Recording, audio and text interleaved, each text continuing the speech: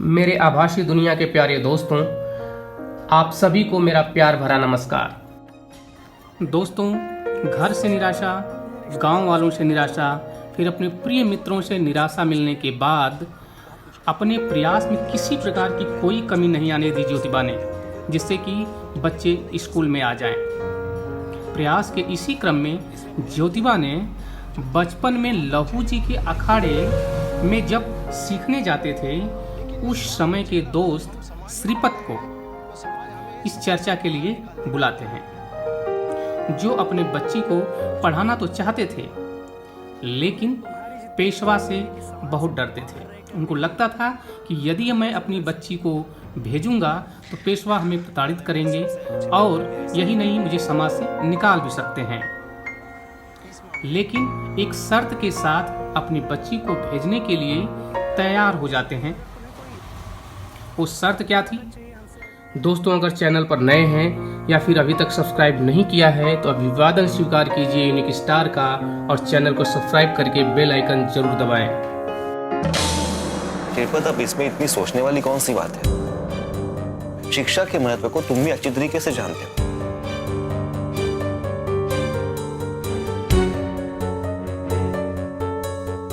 तुम्हें भी पता है कि सुमति के लिए शिक्षा कितनी जरूरी है।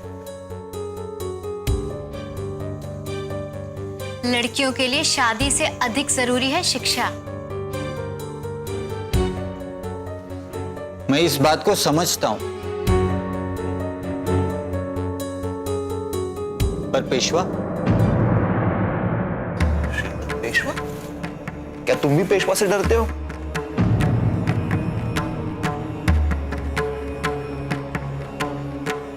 क्या तुम भूल गए हम क्या सीखे थे लहू जी के अखाड़े में? समाज के लिए हमें निडर होकर कार्य करना है।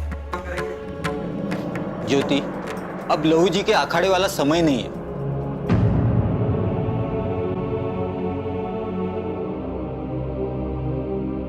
तब हम बच्चे थे, पर अब दुनिया की सच्चाई जानते, समझते।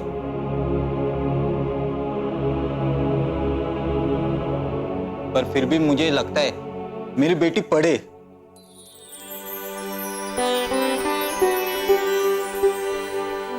तो आप सुमति को विद्यालय भेज रहे हैं? हाँ, मैं उसे विद्यालय भेज सकता हूं, पर एक शर्त पर। कौन सी शर्त?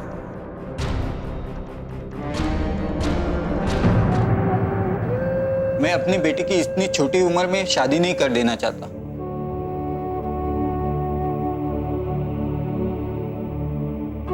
मैं उसे पढ़ाना चाहता हूं।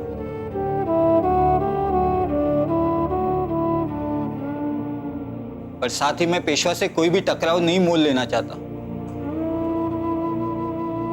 इसलिए अगर तुम लोग मुझसे वादा करो कि ये विद्यालय गुप्त रूप से चलाओगे,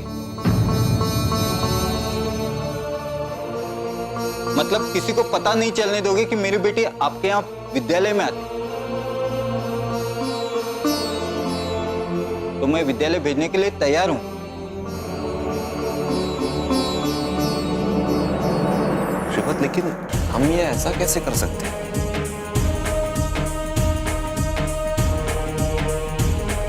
हम लड़कियों का विद्यालय खोल रहे हैं क्योंकि हमें समाज को बताना है लड़कियां भी शिक्षा प्राप्त कर सकती हैं। उनके दिमाग में लड़कियों की शिक्षा को लेकर जो गलतफहमी है वो हमें दूर करनी है।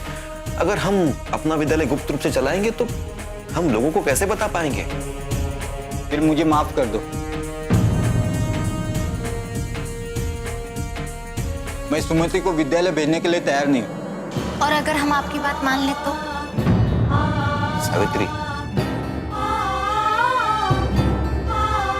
हम इसकी शर्त कैसे मान सकते हैं? अगर हम विद्यालय गुप्त रूप से चलाएं तो? सावित्री, ऐसा हम नहीं कर सकते। फिर मुझे कोई भी दिक्कत नहीं। मैं अपनी बेटी का भला ही चाहता हूं।